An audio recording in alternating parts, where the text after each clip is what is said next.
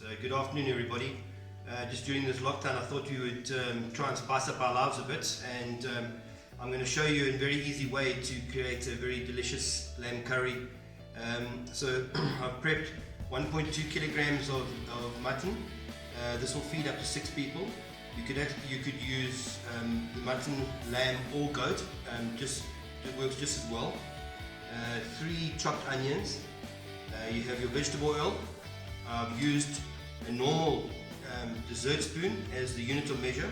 So half a dessert spoon of coriander powder, half a dessert spoon of jeera or cumin, fenugreek, cardamom, and then what you must remember is the brown for the non-red ingredients do not add any heat, purely flavor.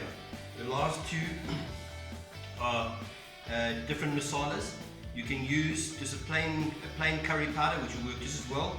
And for this amount of meat, you'd be looking at 2 spoons or 2 dessert spoons of it.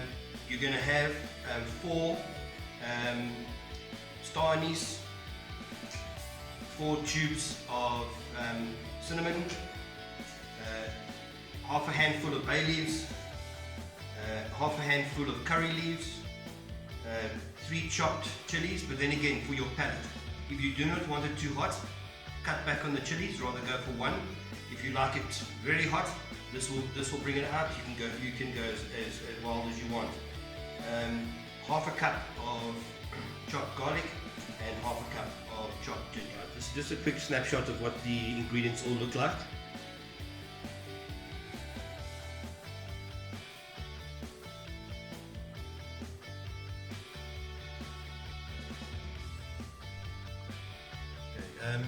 The way I make curry might differ completely from the traditional methods, but please bear in mind there are many ways of making a curry. This is my take on it. One of the first things that you'll see that are completely different is I start the curry cold. I don't cook in a pot. The pot is preferable, but I prefer to cook in a wok. So I'm going to add all the ingredients now into the wok.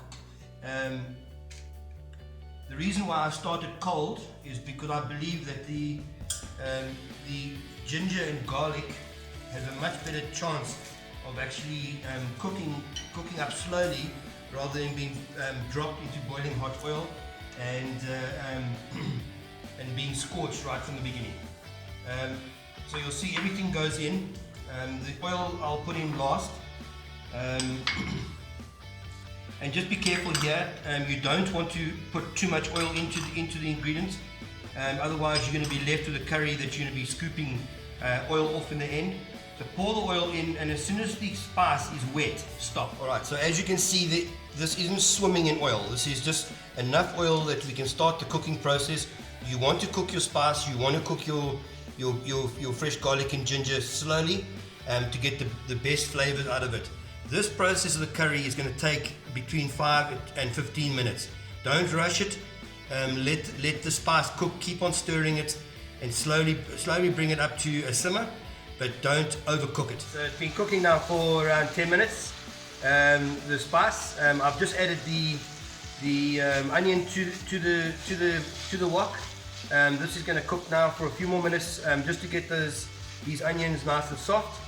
After that, I'm going to add a tomato base. This is homemade. It's just an equivalent of buying using box tomato or tin tomato.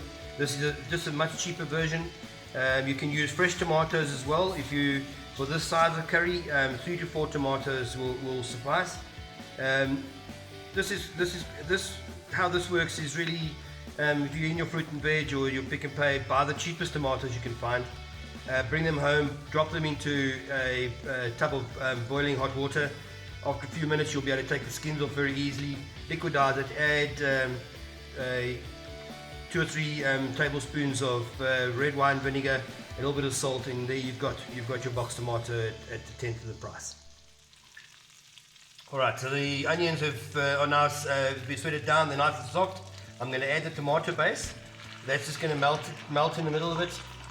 This will bring a lot of moisture to the curry.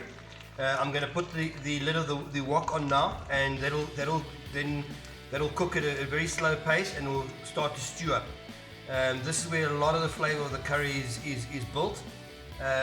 Once we've done this, we'll then add the meat in, and then I want to show you another trick in the next clip on what to do with your potatoes. Okay, it's been cooking for 15 minutes with the lid on. So now you get a lot of moisture within the curry. You're going to need it because we're going to add the meat now. So the meat goes in. At this stage, also raise the heat by at least 1 notch, or if you were at say level 3 or level 4, go to level 5, because it's going to need a bit of oomph now. And then once it all goes in, we're just going to fold the meat into the sauce so it gets coated, and then put the lid back on. Just remember, just every few minutes, keep an eye on it. Just every few minutes, give it a stir, and so nothing burns on during this process. So we're really in the last stages of it now. Now it's just going to go for at least an hour 15 to hour 30, depending on how hungry you are. But I would go an hour 30 to really get the meat nicely cooked and soft. Just on the potatoes, one of the sins of a curry is if your potatoes are not soft. Putting them in now is a bit dicey because they might not cook through in time. So my take on it really is put them into a microwave friendly dish, potatoes into the microwave friendly dish, cover them with water, put the lid on, and cook them for between 7 and 8 minutes depending on the strength of your microwave, and then add them back into the curry, and you'll find that you'll have soft, delicious potatoes, never have glassy or hard potatoes, which is extremely frowned upon. Alright, so the curry's been going now for just on an hour. Potatoes are back in, everything's going well. We're going to start the rice now. I'm using a basmati rice, cup and a half will suffice for 6 people. Wash the rice as you put it through. You'll see that initially the water coming out the bottom of it will be very milky. As soon as that water clears, you know your rice is washed and everything's fine. So add it to the pot. I'm going to add another just under half a teaspoon of salt to give it some flavor, and then basmati takes on flavor very nicely. So I'm going to add another teaspoon of coriander to the rice. Okay, so the trick with basmati, it can turn to porridge quite quickly. So my suggestion is, and it does work, to turn the heat up as high as possible. Put the water in to about 1 centimeter above the level of the rice. As soon as that water reaches the level of the rice, turn the heat down to 1 or as low as possible, and put the lid on and leave it. Stir it every now and again, but don't break the rice. The rice is actually very soft, and if you do stir too much or you do play with it too much, it will turn into porridge. Very importantly, with your curry, you need to create samples or accompaniments.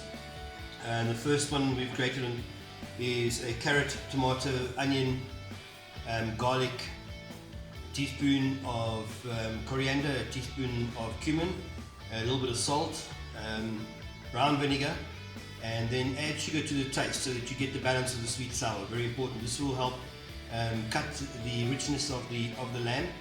The second is a yogurt, mint, and cucumber sample. This is really just to add a bit of freshness.